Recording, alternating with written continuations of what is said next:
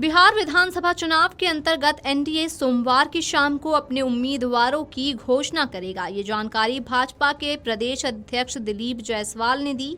उन्होंने रविवार को घोषित सीट बंटवारे को लेकर एनडीए के भीतर किसी तरह के मतभेद होने से इनकार किया और कहा कि गठबंधन एकजुट होकर चुनाव लड़ेगा। दिलीप जायसवाल ने पत्रकारों से कहा कि एनडीए ने पहले ही सीट बंटवारे की घोषणा कर दी है। अब भाजपा समेत राजग के सभी घटक दलों के उम्मीदवारों की घोषणा शाम में की जाएगी।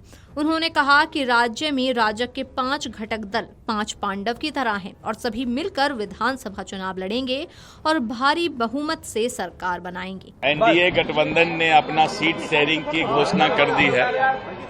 मैं बहुत पहले से कह रहा था कि हम 5 पांडव चट्टानी एकता के साथ बिहार विधानसभा के चुनाव में जाएंगे और सबसे पहले हम लोगों ने सीट शेयरिंग की घोषणा की और अब हम लोग जो है आज शाम से उम्मीदवार की घोषणा शुरू करेंगे।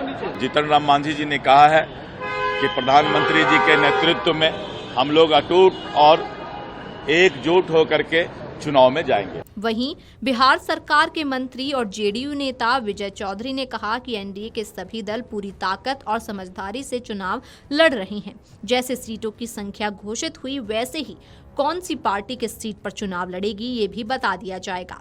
मीडिया अपना करामात निकाल ले तो एनडीए के सभी घटक दल पूर्ण मुकम्मल समझदारी से पूरी एकजुटता से चुनाव लड़ रहे हैं।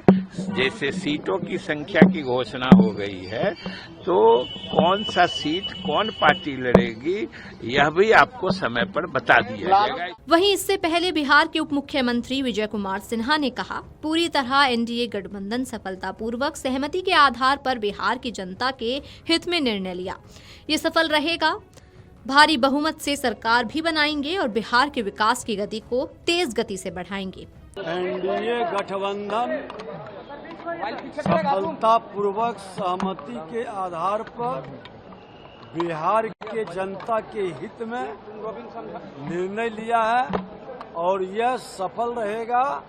भारी बहुमत से सरकार भी बनाएगी और बिहार के विकास की गति को और तेजी से बढ़ाएगी। बता दें कि सीट बंटवारे में मुख्यमंत्री नीतीश कुमार की जेडीयू और भाजपा 101 सीटों पर चुनाव लड़ेगी।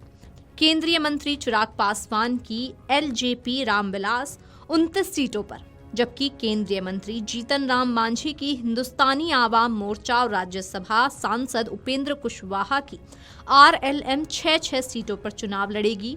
हम और आरएलएम ने सीट बंटवारे को लेकर नाराजगी जताई है। बता दें कि बिहार में कुल 243 सीटों पर 2 चरणों में चुनाव होंगे। पहले चरण में 121 और दूसरे चरण में 122 सीट के लिए मतदान होने वाला है। पहले चरण के तहत 6 नवंबर और दूसरे चरण के तहत 11 नवंबर को चुनाव होगा, तो वहीं वोटों की गिनती 14 नवंबर को होगी। Video desk amarujala.com।